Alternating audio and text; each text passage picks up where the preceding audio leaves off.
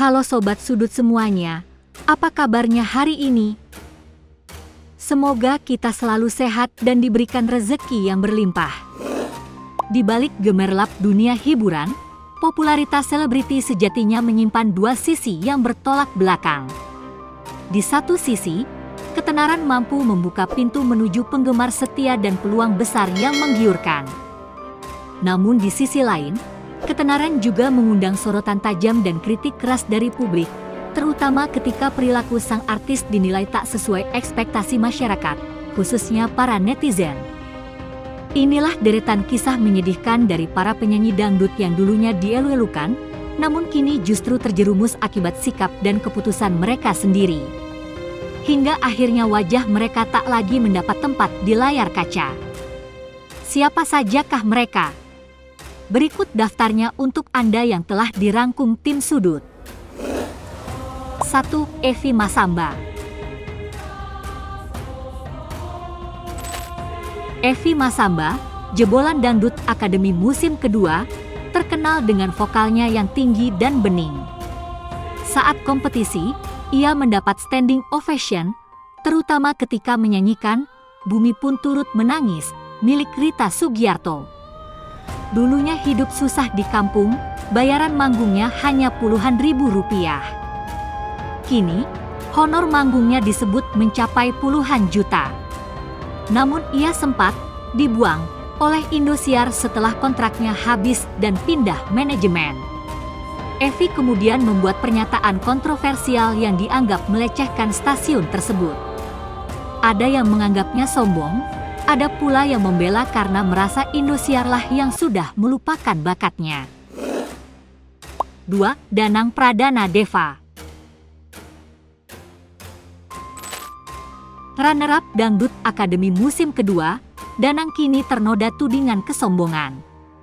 Ia menolak tampil di The Star dengan alasan tidak perlu ikut kompetisi lagi. Kehebohan terjadi saat ia tampil dalam hajatan di Rogo Jampi, Banyuwangi, dan berkata, "Jangan samakan saya dengan artis Banyuwangi yang hanya dibayar Rp250.000, sudah nyanyi sambil goyang." Pernyataan ini dianggap melecehkan seniman lokal, sehingga Forum Masyarakat Peduli Seni Banyuwangi menggelar demo dan menuntut permintaan maaf. Ia akhirnya meminta maaf lewat mediasi di Dinas Pariwisata, tetapi citranya sudah tercoreng. 3. Atik Kodong. Penyanyi asal Sulawesi Selatan ini lahir di Selayar, 25 Desember 1986. Ati mencuri perhatian sejak runner-up Dangdut Akademi musim pertama, 2014.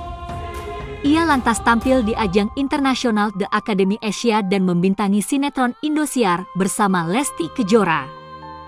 Namun belakangan, ia jadi sorotan karena pernyataannya di Instagram Live, menyangkal butuh panggilan dari stasiun TV yang telah membesarkannya, dan memilih tidak ingin tampil lagi di sana. Netizen menilai perkataannya sebagai bentuk ketidaksyukuran dan kesombongan. 4. Nadine Amizah. Nadine Amizah menuai kontroversi saat mengaku menyesal pernah ikut ajang pencarian bakat di televisi. Ia mengatakan pengalaman tersebut membuatnya tertekan, bukan bersyukur menjadi juara. Pengakuannya memicu reaksi keras dari netizen di TikTok, Instagram, dan X. Banyak yang menudingnya sombong dan tak menghargai kesempatan yang diberikan. 5. Vildan Rahayu. Juara Dangdut Akademi 4, 19 Mei 2017, Vildan berasal dari Bau-Bau, Sulawesi Tenggara. Namun kisah kesombongannya muncul saat ia menutupi kepalanya dengan jaket dan terburu-buru naik mobil ketika bertemu netizen di kapal pulang kampung. Netizen itu menyebutnya sombong, dan komentar ini mendapat dukungan dari banyak orang. Vildan Rahayu mengenang saat ikut audisi Dangdut Akademi. Berangkat melalui jalur spesial Han, ia tak merasakan antrean panjang untuk bisa tampil di hadapan juri. Perbedaan mungkin dulu jadi peserta, sekarang jadi juri juga. Dulu saya ikut yang spesial Han, jadi ikut audisi itu dari bau terus langsung ketemu juri artis di Makassar dan saya enggak ngerasain antrean yang ribuan orang itu, Vildan Rahayu menyambung. Oleh karena itu Vildan Rahayu memuji semangat peserta yang rela menunggu antrean panjang demi mewujudkan cita-cita menjadi bintang. Ia percaya mereka akan menjadi generasi penerus di industri dangdut Indonesia. Makanya lihat perjuangan mereka ini luar biasa sekali, mereka rela untuk menjadi bintang besar. Insya Allah nanti mereka akan menjadi penerus dangdut yang keren-keren, katanya. 6. Saipul Jamil. Saipul Jamil dikenal dengan lagu seperti Gajah Binal Muda Mudi dan posisinya sebagai juri di The Academy Indosiar. Karirnya runtuh setelah tersandung kasus pelecehan remaja laki-laki 2016. Ia dihukum, keluar dari berbagai program TV, dan publik menggalang boikot terhadapnya. Setelah bebas, 2021, ia sempat menyatakan ingin kembali berkarya, tetapi publik masih sulit menerimanya.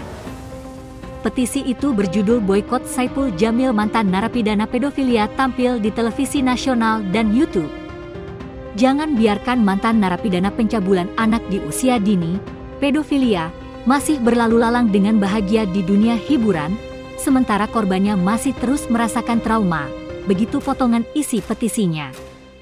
Tak butuh waktu lama, petisi itu ditandatangani oleh 300.000 orang pada Minggu siang 5 September 2021. Petisi ini memiliki target 500.000 tanda tangan.